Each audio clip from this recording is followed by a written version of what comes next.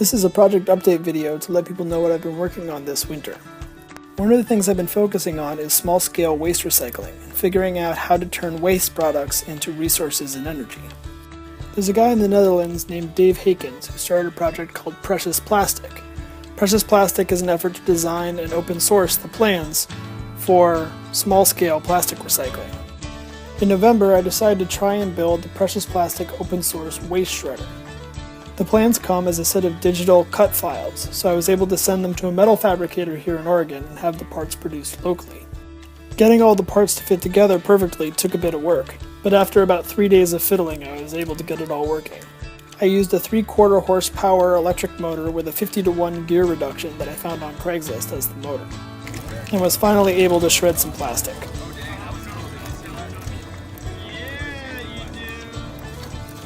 In early December, I packed it all up and headed out to Standing Rock, hoping that I could be helpful with waste recycling there. Just for a bit of context, the Standing Rock protest encompassed 3 main camps: Oceti-Sakowin, Rosebud, and Sacred Stone Camp. We were at Sacred Stone Camp, about a 20-minute walk from Oceti-Sakowin. We set up the shredder, but faced with blizzards and sub-zero temperatures, it was hard to do any real recycling. One waste product that we had in abundance were wet cardboard boxes from all the donations coming in from around the country. Cardboard boxes take up a lot of space and are hard to burn, so we used the shredder to shred them down into small bits, and then we compressed them into pucks so that they could be burned for energy. This helped us get rid of a bunch of cardboard boxes, but we weren't able to scale it up for it to be useful in any practical sense. My experience at Standing Rock was complex, and it's hard for me to go into too much detail here. If you're interested, feel free to contact me with specific questions. One of the biggest lessons for me from the experience was about infrastructure. There were thousands and thousands of donations coming in, but organizing them and setting up systems that worked was difficult. I went home for the holidays, and then in February headed back out to try and help with the cleanup.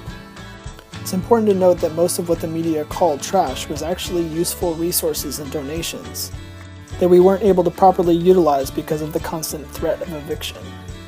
There is still a lot to clean up. As you can see here, everyone's been up since dawn. We have to clear this entire lower floodplain. We have 3 days to do that. This is that same area 3 days later. Being part of the cleanup effort at Standing Rock was both really humbling and kind of heartbreaking.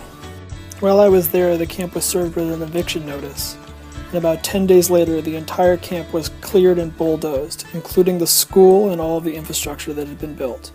But my experience there strengthened my conviction that we need open source regenerative technology that allows people to meet their needs without access to the grid.